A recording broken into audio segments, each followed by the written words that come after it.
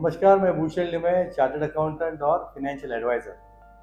मेरे 20-25 साल के करियर में हाल ही में गए 4-5 साल में जो मैक्सिमम क्वेश्चन मुझे आ रहा है लोगों से इन्वेस्टमेंट के बारे में, वो ये है, भूषण भाई, म्यूचुअल फंड में इन्वेस्टमेंट करना चाहिए या फिक्स डिपॉजिट में इन्वेस्टमेंट करना चाहिए। ये क्वेश्चन बहुत सारे सीनियर सिटीजन्स का रहता है। तो मेरा आंसर ये रहता है कि म्यूचुअल फंड अच्छा है, एफडी बुरी है, एफडी अच्छा है, म्यूचुअल फंड बुरा है, ऐसा कुछ नहीं है।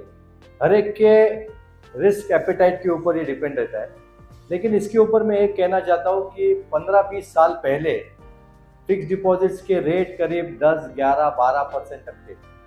लेकिन अभी हम लोग देख रहे हैं 2 दिन पहले ही रेपो रेट 0.50 से कम हो गया।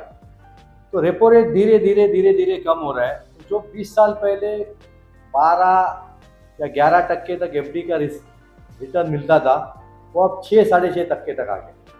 तो 6-6.5% तक एफडी का रिटर्न आया ने आपने देखा कि 20 साल में या 15 साल में रिटर्न आधा हो गया। और ये जो रिटर्न आज एफडी में मिल रहा है वो इन्फ्लेशन को बीट भी नहीं करता है। तो मेरा ये कहना है कि इन्फ्लेशन के बीट करने वाले प्रोडक्ट में थोड़ा इन्वेस्टमेंट होना भी चाहिए, जो म्यूचुअल फंड है।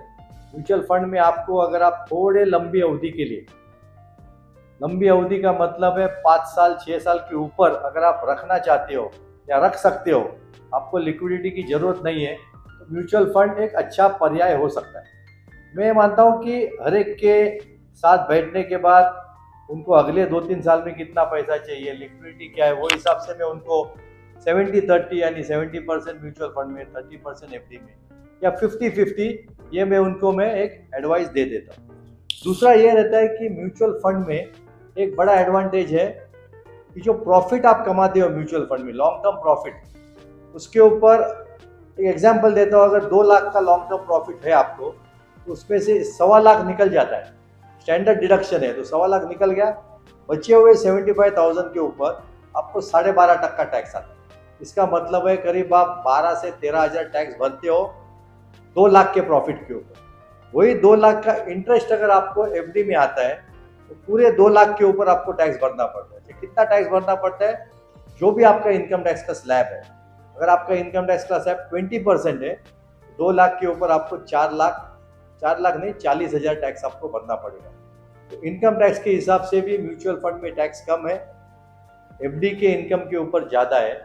दूसरा, लिक्विडिटी, एफडी में अच्छी लिक्विडिटी है, लेकिन पार्ट लिक्विडिटी नहीं है आपके पास।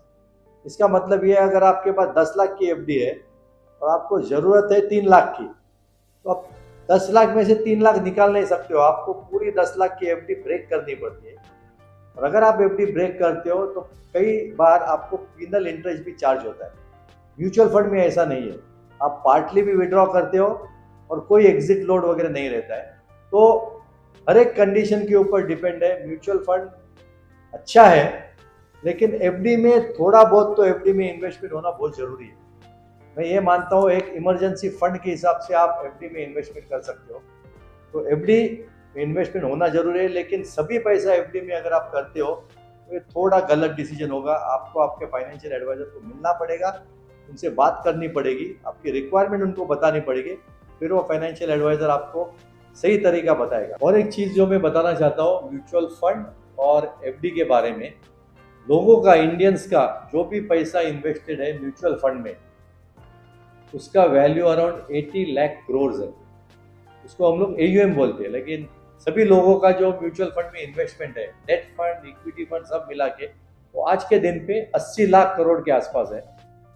वही इन्वेस्टमेंट लोगों का, इंडियंस का एफडी में जो है वो 200 लाख करोड़ है।